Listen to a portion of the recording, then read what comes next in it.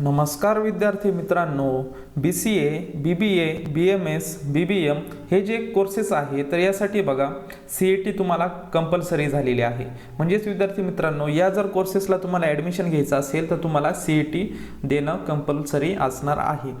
तर यासाठी बघा हे कोर्सेसला ॲडमिशन घेण्यासाठी या अगोदर सुद्धा एक एग्जाम झाली होती, पण त्यानंतर विद्यार्थ्यांनी रिक्वेस्ट केल्यानंतर तसेच पालकांनी रिक्वेस्ट केल्यानंतर बाकीचे जे विद्यार्थी राहिले होते CET त्यांनी अजून फॉर्म सुद्धा फिल केला नव्हता, त्यांसाठी आता एक ॲडिशनल CET होणार आहे।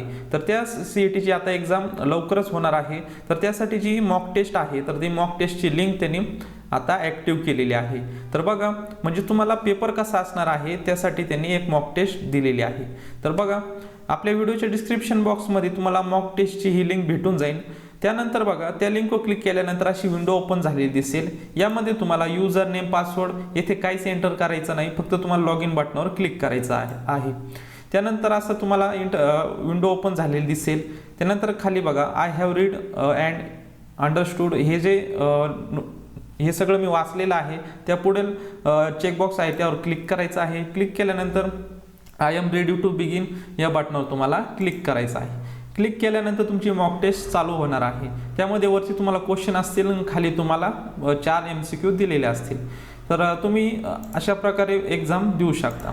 तसेच नेक्स्ट बटनाचा वापर करून तुम्ही पुढील क्वेश्चनवर जाऊ शकता। तसेच इथे सेक्शनमध्ये दिलेले आहे बघा 10 क्वेश्चन, तुम्ही कोणत्या पण जो क्वेश्चन लागणार आहे तर त्या क्वेश्चनवर तुम्ही जाऊ शकता। अशा प्रकारे तुम्हाला ही मॉक टेस्ट द्यायची आहे, म्हणजेच तुम्हाला तुमचा जो पेपर होणार आहे तो कशा प्रकारे होणार आहे हे तुम्हाला याच्यातून समजून जाईल। तर अशा प्रकारे तुम्ही ही मॉक टेस्ट देऊ शकता।